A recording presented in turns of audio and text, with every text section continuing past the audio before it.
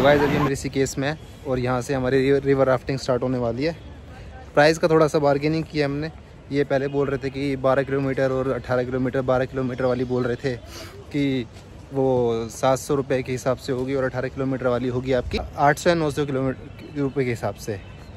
तो हमने उसको 700 पर डन कर लिया है।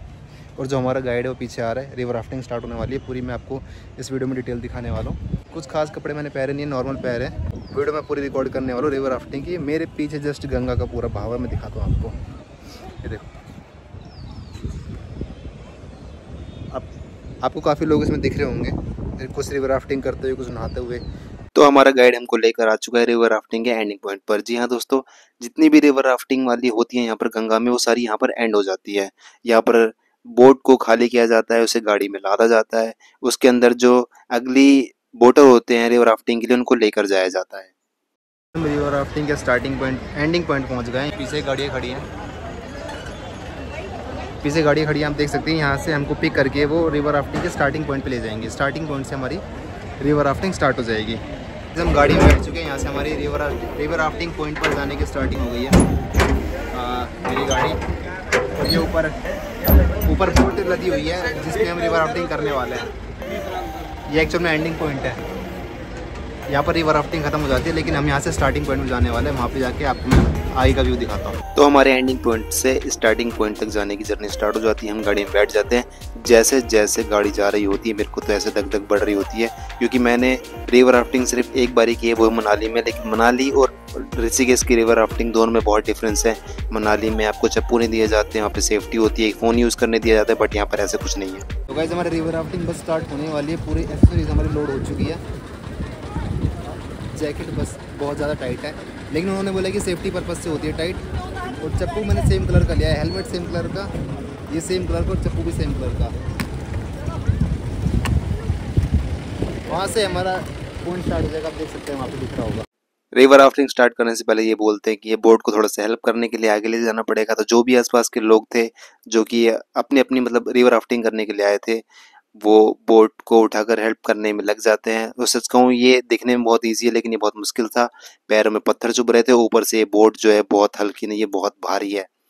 जितनी ये भारी थी उतनी ही पैर में पत्थर चुभ रहे थे, इसलिए बीच में इसको 2 बार रखा मैंने बोट को। लेकिन उसके बाद धीरे धीरे कसरत करते करते, पैरों का दर्द थोड़ा सा सहते सहते, हम इसको पानी के स्टार्टिंग पॉइंट तक लेकर आ जाते हैं। आप देख सकते हैं बोट के नीचे कितने बड़े बड़े पत्थर आ रहे हैं। बोट को रखते ही मेरी हालत खराब हो जाती है। आप देख सकते हैं मेरी हालत कैसी हो गई है। इसके बाद हमारा जो रिवर राफ्टिंग का गाइड है वो हमें कुछ इंस्ट्रक्शन देता है, और हमारी बोट उतर जाती है पानी के अंदर। वो हमें बताता है कि हमें कब फॉरवर्ड करना है, कब बैकवर्ड करना है, कब डाउन की साइड जाना है, और किस किस चीज़ पे कैसे कैसे रिएक्शन करना है। वो हमको हाई करने के लिए बोलता है, और हमारी रिवर राफ्टिंग स्टार्ट हो जाती है। अजीबोगरीब थोड़ी हरकतें भी करने के लिए बोलता है, चीयर अप करने के लिए, बट वो एक तरह से अच्छा लगता है, काफ़ी मोटिवेटिंग फील होता है वो हमको। मैं जैसे बोलता हूँ चिली बिली धूम धड़का, ये पैडल एक साथ लेके जाना है, हू हा स्टॉप हो जाना है, ठीक है। मेरे बोलने के बाद बोलना है चिली बिली धूम धड़का। चिली बिली एक साथ बोलना, एक साथ साउंड निकालना है। चिली बिली धूम धड़का, चिली बिली धूम धड़का। Okay, stop. बोट पलटती नहीं है जब तक कोई ऐसी बहुत ज़्यादा बड़ी लहर ना आ जाए। बोट अपनी पूरी स्टेबल थी। हम रिवर राफ्टिंग, हमारा गाइड हमको कह रहे थे कि आप चप्पू चलाओ फॉरवर्ड की साइड। लेकिन मैं थोड़ा सा उसको अनसुना कर रहा था, क्योंकि मेरा सारा ध्यान था लहरों पर। मुझे लग रहा था कि भाई साहब भी कोई साइड से बड़ी लहर आएगी और वो हमारी बोट को पलटा देगी। हमारा गाइड पीछे की साइड देख रहा था, पीछे की साइड और भी बोट थी जो कि हमारे पीछे पीछे आ रही थी। उनको देखकर काफ़ी अच्छा लग रहा था, क्योंकि वो भी सेम ऐसे चीयर अप कर रहे थे। वो भी बिल्कुल हमको मोटिवेटेड फील कर रहे थे। यहाँ की ये एक बहुत अच्छी बात लगी मुझे कि लोग एक दूसरे को सपोर्ट करते हैं। एक दूसरे से अनजान होते हैं, इन्होंने कभी एक दूसरे को देखा नहीं होता, कभी मिले नहीं होते हैं, लेकिन वो एक दूसरे को सपोर्ट करते हैं। हमारा गाइड हमको बताता है कि टोटल इसमें 12 रैपिड आने वाले हैं, 10 या 12 की वो बोलता है। और जैसे जैसे रैपिड बढ़ते जाएंगे, और जैसे जैसे रैपिड बढ़ते जाएंगे 1 2 3 4, वो उतने ही खतरनाक होते चले जाएंगे। तो इसी के साथ हमारा अगला रैपिड आता है। हमारा गाइड हमको इशारा करता है कि अगला रैपिड आ रहा है, सारे अपने चप्पू उठा लो। और हाँ, अभी हुआ नहीं करना है, वो तभी करना है जब हम रैपिड क्रॉस कर लेंगे बिल्कुल एकदम सेफली। तो हमारा गाइड हमको बोलता है कि फॉरवर्ड मूव करो। जो हमारी बोट का मुंह है वो दूसरी साइड है, वो हमें बोलता है चप्पू से आप दूसरी साइड चप्पू चलाओ। उसको लेफ्ट की साइड ले जाओ, मुंह रैपिड की साइड। अगर रैपिड की साइड बोट का मुंह नहीं होगा तो पीठ की तरफ हो जाएगी रैपिड, और इससे काफ़ी दिक्कत का सामना करना पड़ सकता है। गाइड ने बोट को सीधा करवाया। हमने ये पहला रैपिड था तो बहुत ही स्मॉल था, इसमें हमको कोई भी दिक्कत नहीं हुई, बहुत इजीली हमने इस रैपिड को क्रॉस कर लिया। और हमारा गाइड हमको बोलते चेयर अप करने के लिए कि हमने बहुत अच्छे से इस रैपिड को क्रॉस किया। कुछ रैपिडों के बाद मामला बहुत ही ऐसे आराम से चलता रहता है, हमको तो लगता है रिवर राफ्टिंग करने में तो बहुत मज़ा आ रहा है, लेकिन इस वाली लहर में आके, इस वाले रैपिड में आके सारी गलतफहमी दूर हो जाती है। बोट भाई साहब बॉल की तरह इधर से उधर फेंकी जा रही थी बोल के अंदर, हम इधर से उधर फेंके जा रहे थे। हमारा गाइड हमको इशारे करते डाउन होने के लिए, झुकने के लिए। अगर हम झुकते नहीं तो पक्का एक आध बंदा बोट से पानी में गिर सकता था इस वाले रैपिड के अंदर।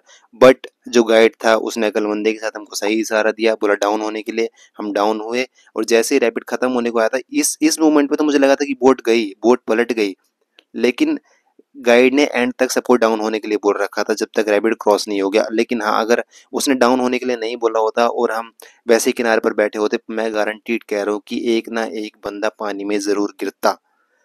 लेकिन सेफ्टी पर्पज से इन्होंने हमसे लाइफ जैकेट दे रखी है। अगर पानी में बंदा गिर भी जाता है तो कोई दिक्कत वाली बात नहीं है, उसको सिर्फ अपना मुंह बंद रखना है। मुंह में थोड़ा सा पानी गया, फिर इंसान को खांसी आती है, खांसी आएगी, खांसी जितनी आएगी वो उतना पानी निकलेगा अंदर, फिर वो दिक्कत बढ़ती चली जाएगी। जब भी आपको रिवर राफ्टिंग करते हैं और अगर आप पानी में गिर जाते हैं तो जो इंस्ट्रक्शन मुझे गाइड ने दिए वही मैं आपको बताना चाहूँगा कि आप मुंह बंद रखो, पैर आगे रखो, सर पीछे रखो। सर अपना पत्थरों से बचो क्योंकि पानी में पत्थर होते हैं, डूबेंगे तो आप बिल्कुल भी नहीं क्योंकि आपके शरीर पर लाइफ जैकेट है। फिर भी आप अपना सर बचाओ, मुंह बचाओ, हाथ हाथ आगे रखो, पैर आगे रखो, बस। तो छोटे मोटे रैपिड क्रॉस करते हुए हम अपने रास्ते पर चल रहे थे। सामने आपको कभी बीच बीच में आपको कायाक बोट भी देखने को मिल सकती है। कायाक बोट एक्चुअल में उसमें एक ही बंदा होता है, वो हेल्प के लिए होता है। कोई पानी में गिर जाए तो वो तुरंत उसके पास पहुंच जाता है। कायाकिंग अगर आपने सुना हो, बहुत ही छोटी सी बोट होती है वो, एंड वो डूबती भी नहीं है इजिली, और बहुत ही स्पीड भी उसकी अच्छी खासी होती है। तो चप्पू चलाते चलाते हमारा जो गाइड था हमको फॉरवर्ड करने के लिए बोलते हैं, हम थोड़ा सा रास्ता भटक जाते हैं, जाकर हमारी बोट एक पत्थर से टकरा जाती है। बट चप्पू से उसको हम साइड कर देते हैं। फिर आता है हमारा कैमरा एंगल चेंज हो जाता है। गाइड बोलता है, जो के साथ में असिस्टेंट था, उसको बोलता है सामने से फिल्म आने के लिए। आप मुझे देख पा रहे होंगे, मैं सामने ही बैठा हूँ सेकंड नंबर पर, लेफ्ट साइड में। एक्चुअल में ये चप्पू चलाते चलाते मेरे हाथों में बहुत दर्द हो गया था। ये देखने में बहुत ईजी लग रहा है, बहुत रोमांचक लगता है कि अरे हमको तो रिवर राफ्टिंग में खुद का चप्पू दे दिया है चलाने के लिए, लेकिन नहीं, पानी का बहाव जो है, डेंसिटी इतनी होती है कि वो आपके हाथों में दर्द कर देगी कुछ ही टाइम में। आप देख सकते हैं मेरी कैसे सांस फूल रही है। मैं चला भी नहीं रहा हूँ, मैं थोड़ा सा चलाता हूँ, जैसे वो गाइड बोलता है कि चलाओ चलाओ, उसके बाद नहीं। बीच बीच में कैमरे में हम लोग हाई करते हैं, एक दूसरे से हंसी मजाक भी करते हैं, तो इस चीज़ काफ़ी अच्छी लगती है। अनजान लोगों से आपकी बातचीत होती है, थ्रिल आपको बहुत फील करने के लिए मिलता है। तो ऐसे करते करते हमारा एकदम सबसे खतरनाक वाला रैपिड आता है। ये पूरी रिवर राफ्टिंग का सबसे खतरनाक रैपिड था। अभी आपको देखने में बहुत ईजी लग रहा होगा, लेकिन देखते ही देखते देखना कैसे मूवमेंट बिगड़ जाता है। सबसे खतरनाक रैपिड मैं इसको इसलिए बोल रहा हूँ क्योंकि इसने तो लगभग बोट के अंदर पूरा पानी भर ही दिया था। स्टार्टिंग बहुत इसकी धीरे धीरे से होती है, मुझे लगा संभाल लेंगे। एक हाथ से मैंने रस्सी पकड़ी हुई थी, दूसरे हाथ से मैंने चप्पू को पकड़ा हुआ था। उसकी भी टेक्निक हमको गाइड ने बताई थी कि आपको रस्सी कैसे पकड़नी, चप्पू कैसे पकड़ना है, ताकि चप्पू आप किसी को भी लगे ना वो छटक के।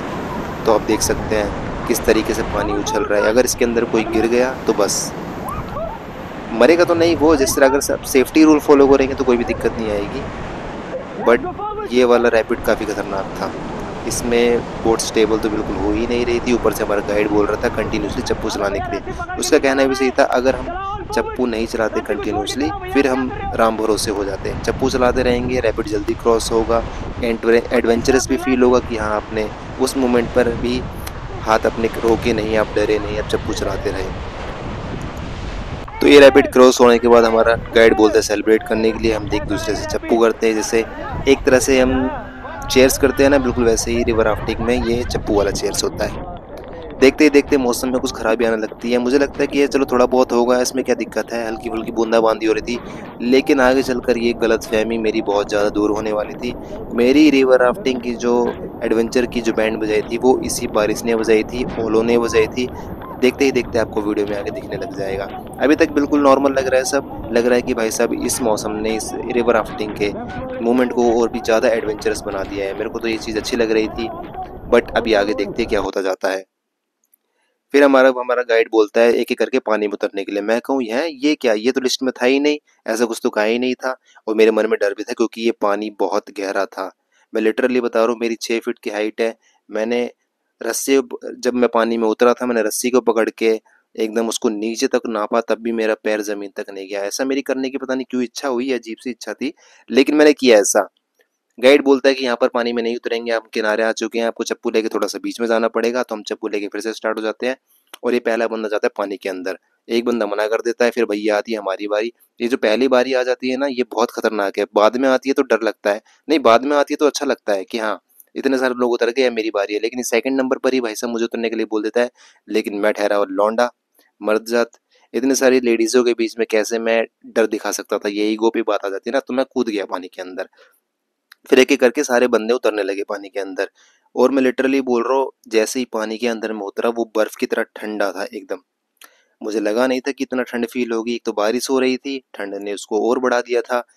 फिर मेरे मन में अजीब सी वो आई, इच्छा आई कि मैं पूरा नापूं उसको। मैं रस्सी पकड़ के पूरा एकदम नीचे तक चला गया, मेरी मुंडी थी बस ऊपर।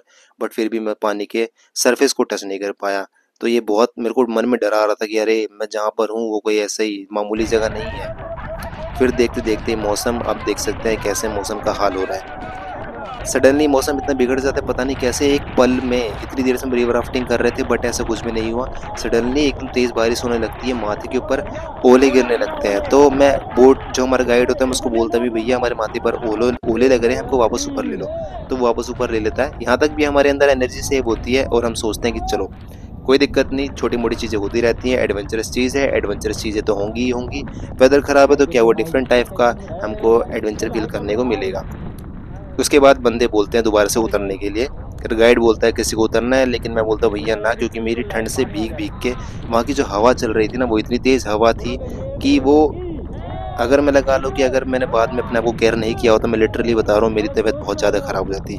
तो ये था हमारा रिवर राफ्टिंग का एक्सपीरियंस। यहाँ पे हमारी रिवर राफ्टिंग एंड हो जाती है।